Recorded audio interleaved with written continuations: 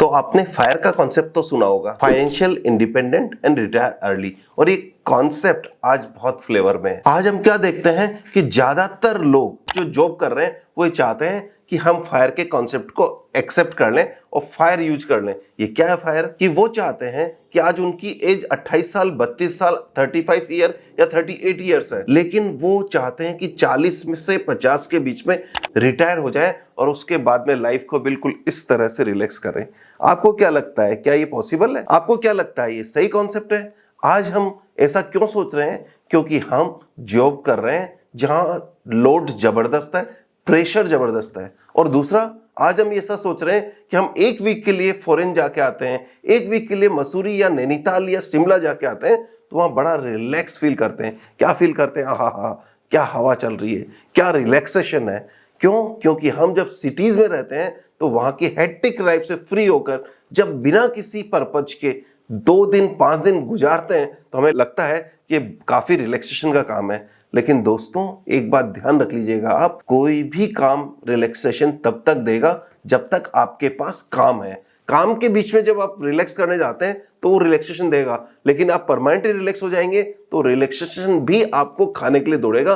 तो इसलिए ज्यादा इस कॉन्सेप्ट के पीछे दौड़ने की जरूरत नहीं है। कई लोग ये कहते हैं कि नहीं, हम तो 40 में रिटायर हो जाएंगे, फिर वो करेंगे जो हमारा मन चाहता है, वो करेंगे जो हम करना चाहते हैं। वो चाह सकते हैं कि साइकिलिंग करना है, उन्हें ट्रैकिंग करना है, या जो भी उनका हॉबी हो। वो ऐसा क्यों कहते हैं? कभी आपने इसको सोचने की कोशिश की है?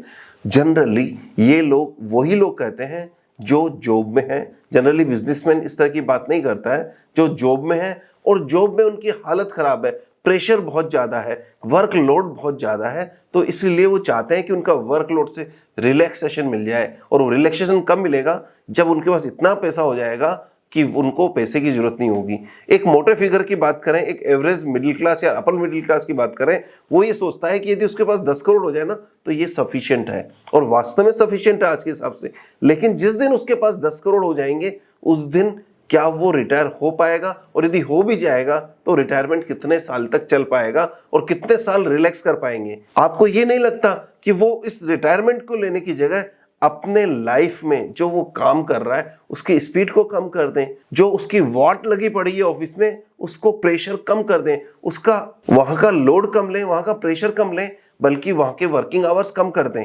क्या फर्क पड़ता है? आप 5 साल ज्यादा काम कर लेंगे, 50 की जगह 55 तक काम कर लेंगे, लेकिन आज ही लाइफ को जीते जीते काम करें। आप ये मान के चलिएगा, जितनी इंपॉर्टेंट डेस्टिनेशन है उतना ही इंपॉर्टेंट जर्नी भी है, और जितना इंपॉर्टेंट जर्नी है उससे ज्यादा इंपॉर्टेंट है कि आपके जर्नी में आपके साथी कौन है, क्योंकि असली खुशी आपके साथी देते हैं जो जर्नी में आपके साथ है। तो इसी बात को ध्यान में रखते हुए जरा आप सोचिएगा, आदित्य पुरी जी का आपने नाम सुना है। उन्होंने जैसे एचडीएफसी से रिटायर किया और कार्ले ग्रुप को एज एन एडवाइजर ज्वाइन कर लिया। आपको क्या लगता है कि उनको पैसा ज्यादा मिला होगा? आपको क्या लगता है उनको पैसे की जरूरत है इसलिए किया होगा? क्या लगता है उन्होंने ऐसा क्यों किया है? मुझे तो ऐसा लगता है कि पुरी साहब जीवन के आखिरी पल तक काम करेंगे, क्योंकि उनको असली खुशी काम में मिलती है। उनको असली खुशी काम के इंप्लीमेंट करने में मिलती है, और सेटिस्फेक्शन जो आता है वो काम से आता है। आपको क्या लगता है कि वो पैसे के लिए काम कर रहे हैं? आखिर Mukesh Ambani, Bill Gates, Amitabh Bachchan, Warren Buffett, Ratan Tata, Birla families, इन सब के पास तो इतना पैसा है कि इनकी 7 पुश्तें भी बैठ के खाएं तो कुछ नहीं होगा। क्या वो 8वीं जनरेशन की चिंता कर रहे हैं? दोस्तों, ऐसा कुछ नहीं है, बल्कि आपको असली मजा काम करने में आएगा। जरूरत है तो सिर्फ इस बात की जरूरत है कि ऐसा क्या रीजन है कि आपकी फीलिंग्स ऐसी आ रही है, ऐसा क्या रीजन है कि आप इस तरह से सोच रहे हैं। इसका मतलब आप अभी ओवरलोड होकर काम कर रहे हैं, इसलिए ऐसा सोच रहे हैं। तो थोड़ा सा कूल डाउन हो जाइए और आइए हम डिस्कस करते हैं इसी बात को कि फाइनेंशियल इंडिपेंडेंस होने की जगह आप ऐसी कुछ स्किल डेवलप करें जो आप जॉब छोड़ने के बाद भी कर सकें, या फिर आप ऐसी स्किल डेवलप करें कि आपको जॉब नहीं करना पड़े, लेकिन आप काम तो करेंगे। वो काम करेंगे, आपका बिजनेस होगा, आपका प्रोफेशन होगा, आपकी कोई स्पेशल ऐसी स्किल होगी जिसको आप बेच सकते हैं और बेच सक के पैसा अर्न कर सकते हैं, लेकिन वो स्किल डेवलप करनी पड़ेगी। फिर भी आप में से कुछ लोग कहेंगे कि नहीं, मेरे पास 10 करोड़ रुपए हो जाए या एक्स अमाउंट हो जाए तो मेरे लिए सफिशिएंट है। मैं आपसे सन 2000 की बात बताता हूं।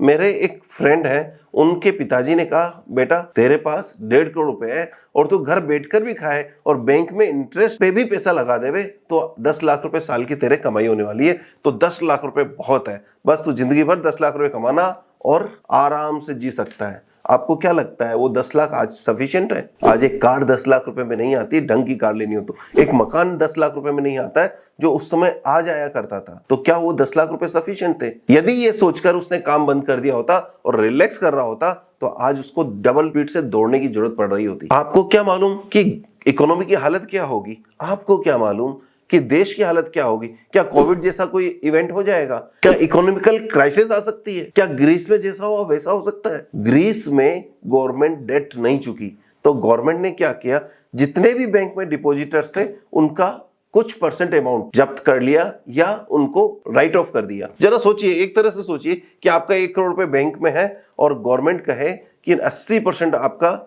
डेट हम नहीं चुका पाएंगे, इसलिए हम उसको रखते हैं, सिर्फ 20 लाख रुपए आप इसमें से ले जा सकते हो। क्या होगा? लेकिन यदि आपके पास कोई स्किल होगी तो उस स्किल को बेचकर आप कभी भी पैसा अर्न कर सकते हो। तो इसलिए ये मत मानिए कि इतना पैसा सेफ है, कोई पैसा सेफ नहीं है। जब हम बात कर चुके हैं कि पैसा सेफ नहीं है या बैंक की लिक्विडिटी सेफ नहीं है, तो कई लोग कहते हैं कि देखो चिंता मत करो, मैंने पैसा कमा लिया है, एक रियल एस्टेट ले लिया है और उसका किराया मुझे आता रहेगा और मेरी लाइफ तो सेट है, अब मुझे कोई चिंता करने की जरूरत नहीं है। केदारनाथ में आपके सामने लाइव एग्जांपल है, जिनके लाख लाख रुपए महीने की इनकम थी, जिनके 5-5 करोड़ के होटल्स थे, वो होटल तहस नहस हो गए और जो करोड़पति थे वो रोडपति बन के रह गए। और आज जरा सोचिए, उस जगह के अलावा यदि उनके पास कोई अर्निंग सोर्स नहीं होता तो आज क्या कर रहे होते?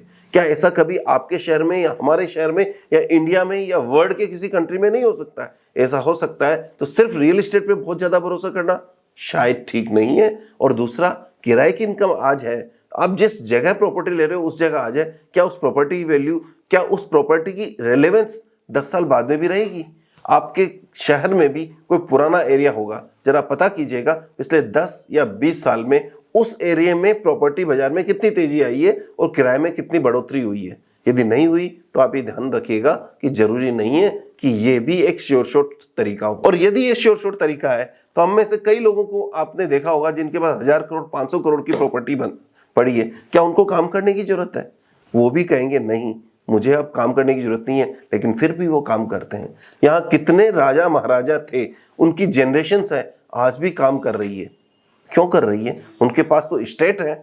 और उस समय अंग्रेजों के टाइम के जब राजा महाराजों को टेक ओवर किया गया और सबको इंडिया एक बनाया गया तो उनके स्टेट्स की कई जमीन उनके पास है, लेकिन आज वो भी कोई ना कोई बिजनेस करते हैं। गीता तो आपने सुनी होगी कि कर्मण्यवाधिकारस्ते मां फलेषु कदाचन मां कर्म फल हेतुर्भु मां माते संगोष्ठ कर्मणि, यानी कि कर्म करते जाओ, फल की इच्छा मत करो। ये मानवता के खिलाफ है। यदि हम कर्म नहीं करते हैं तो कर्म करना ही मानव का सबसे बड़ा धर्म है, इसलिए कर्म तो उसको करना ही है। अब चौथा पॉइंट, जब हम एक डिसाइड कर लेते हैं कि मुझे 10 करोड़ रुपए चाहिए और मेरी लाइफ सेट हो जाएगी, तो हम उस 10 करोड़ के पीछे ऐसे भागते हैं जैसे कि वो हमारा गोल हो गया। और उस गोल को पाने के लिए साम दाम दंड भेद या फिर अच्छा और बुरा, राइट और रॉन्ग को भी ध्यान नहीं देते हैं, बल्कि किसी भी तरह से उसको पाने की कोशिश करते हैं। उसका नतीजा क्या होता है? हम उस गलत काम में पड़ जाते हैं जो शायद हमें नहीं करना चाहिए, जो हमारी कॉन्शियस हमें अलाउ नहीं करती है। तो ऐसे में यदि हम इस तरह की बात नहीं सोचिए, हम ये सोचें कि मुझे एक ऐसी स्किल बनानी है कि जिससे मैं लाइफ लॉन्ग कुछ ना कुछ अर्निंग कर सकूं। आप एक एडवाइजर बन सकते हैं, एक सलाहकार बन सकते हैं, आप किसी भी चीज में सलाह दे सकते हैं। जैसे ही आप 60 साल की रिटायरमेंट की एज आएगी तो आपकी वो एज होगी जहां आपके पास एक्सपीरियंस होगा, तो अपना एक्सपीरियंस बांट सकते हैं, अपने एक्सपीरियंस से लोगों को फायदा दे सकते हैं। आप ये दे सकते हैं कि आप लोगों की लाइफ में क्या वैल्यू एडिशन कर सकते हैं।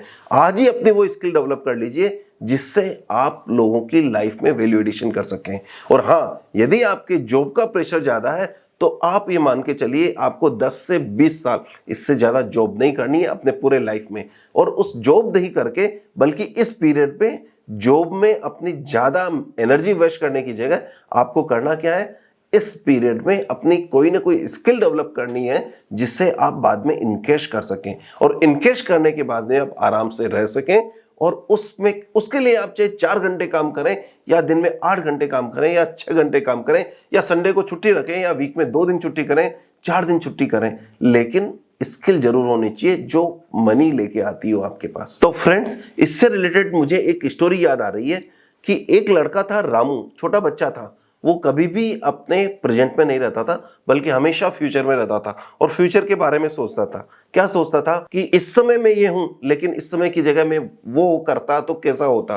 तो वो जिस समय घर पे होता तो वो सोचता कि शायद मैं स्कूल में होता तो कितना मजा आ रहा होता। जब स्कूल में होता, क्लास चल रही होती, वो सोचता कि लंच पीरियड होता तो मैं दोस्तों के साथ खेल रहा होता, और लंच के बाद में दोबारा क्लास लगती तो फिर सोचता कि मैं शाम को दोस्तों के साथ खेल रहा होता। इस तरह से उसकी जिंदगी चल रही थी। वो कभी भी प्रेजेंट में खुश नहीं था। वो क्या सोच रहा है कि आज मेरी 8 साल है, सब लोग मुझे डांटते हैं, और जबकि मेरे से 5-7 साल बड़े बच्चे जो है अपने गर्लफ्रेंड के साथ घूम रहे हैं, मौज कर रहे हैं, बाइक चला रहे हैं, मोटरसाइकिल चला रहे हैं, क्यों ना मेरी लाइफ ऐसी कुछ हो जाए कि मुझे भी उस एज में जीने का मिल जाए। तो ऐसे बात सोचते सोचते हुए एक जंगल में गया। जंगल में घना जंगल था, एक पेड़ के नीचे सो गया। पेड़ के नीचे जब सोया तो उसे एक परी नजर आई। वो परी ने, उसके हाथ में एक गोल्डन रिंग थी और रिंग के साथ में एक थ्रेड थी।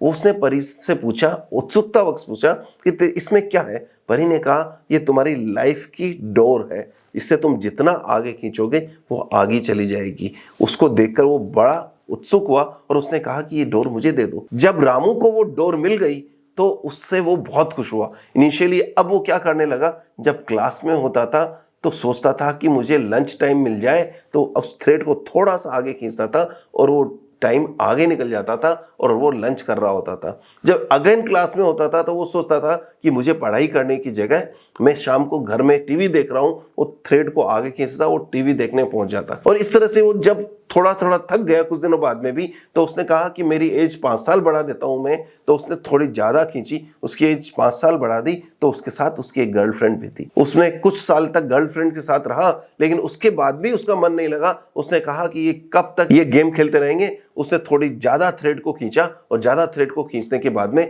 जब वो आगे गया तो उसकी लाइफ में उसकी शादी हो चुकी है, उसके 2 बच्चे हैं, और उसकी जो गर्लफ्रेंड थी वही उसकी वाइफ है। उसकी मदर जो उसको हमेशा याद दिलाती थी कि बेटा उठ जा, स्कूल जाना है, तो बेटा उठता नहीं था। वो मदर आज थोड़ी बूढ़ी हो चुकी है, बाल सफेद हो चुके हैं। इस लाइफ में भी उसको बहुत सारी प्रॉब्लम फील होने लगी। वो लगता है कि इसमें तो बड़ा स्ट्रगल है, जॉब पे जाओ, जॉब से आओ, बच्चों की सुनो, वाइफ की सुनो, उधर मदर की सुनो, मदर की तबीयत ठीक नहीं है। वो परेशान हो गया। उसने कहा थोड़ी और आगे खींचते हैं। तो उसने देखा कि उसकी लाइफ और आगे चल चुकी है, उसके बाल सफेद हो चुके हैं, वो बूढ़ा हो चुका है। वाइफ जो यंग थी, जो गर्लफ्रेंड थी, वो बूढ़ी हो चुकी है, बच्चे बड़े हो चुके हैं और फॉरेन जा चुके हैं, पढ़ रहे हैं या जॉब कर रहे हैं। और ऐसे में उसकी मदर की फोटो सामने लगी हुई है जिसपे माला लगी हुई है, यानी कि मदर एक्सपायर कर चुकी है। अब उसने देखा कि कुछ समय तक तो ऐसा जीवन अच्छा लगा, लेकिन अकेलापन उछलने लगा। जब अकेलापन उसे खलने लगा तो वो फिर उसने थोड़ी सी डोर खींची, तो अब वो देखता है कि उसकी वाइफ भी मर चुकी है, बच्चे बाहर सेटल हो चुके हैं, ग्रैंडसन उनके पास आते नहीं है, वो अकेला अपने घर में रह रहा है। और घर में रह रहा है, परेशान है, हैरान है। उसने सोचा कि उसको जीने का एक चांस मिला था, वो चांस उसने यूज नहीं किया, और उस जीने के चांस की जगह वो अपनी जिंदगी को फास्ट ले जा चुका था। ऐसे में वो फिर गया उस जंगल में। जब वो छोटे छोटे पेड़ थे वो बहुत बड़े हो गए थे। वो उस जंगल में जाके सोया। सोते ही जैसे ही उसकी आंख लगी, उसको आवाज आई, बेटा बेटा। जैसे उसको आवाज आई, उसने आंख खोली। आंख खोली तो आपको क्या लगता है कौन होगा इस समय? जी हाँ, उसकी मदर उसको आवाज दे रही है, बेटा उठ जा, स्कूल जाना है, और हाँ, स्कूल जाकर तुम्हें जल्दी से पढ़ाई करके आना है। तो उसने देखा, आंखें खोली तो वो क्या देखता है कि ये मुझे मेरी लाइफ दोबारा जीने को मिल गई है। मुझे मेरी लाइफ दोबारा जीने को मिल गई है। जो मैं फास्ट फॉरवर्ड में अपनी लाइफ जी चुका था, जो मैं रिटायरमेंट के लिए फ्यूचर को मैं अच्छा समझ के मैं आज को तबाह कर रहा था, उसकी जगह मुझे आज लाइफ दोबारा जीने को मिल रही है। तो ऐसे में उस रामू ने ये सोचा कि नहीं, अब मुझे हमेशा प्रेजेंट में जीना है और जीते जीते अपनी लाइफ को पूरा एंजॉय करना है। तो दोस्तों, ये तो सिर्फ स्टोरी थी। रामू को अपनी लाइफ दोबारा जीने को मिल गई, आपको और मुझे ये लाइफ दोबारा जीने के लिए नहीं मिलेगी। तो ऐसे में हमें जो एक ही लाइफ मिली है, you will not get second chance to live your first life. तो आपको जो लाइफ मिली है उसके प्रेजेंट को एंजॉय करो, एंजॉय करते हुए आगे बढ़ो और प्रेजेंट में जो बेस्ट कर सकते हैं वो करो और साथ में फ्यूचर का प्लान करो, लेकिन इतना प्लान मत करो कि हमें कुछ नहीं करना है। जीवन का काम है काम करते रहना और करते रहना। और इसी भावना के साथ मैं आपसे फिर कहूंगा कि फायर के कॉन्सेप्ट को दिमाग से निकाल दें, जीवन में कोई स्किल डेवलप करें जिससे आप लास्ट तक पैसा कमा सकें, वही आपके साथ रहेगा। All the best, happy investing and thank you very much.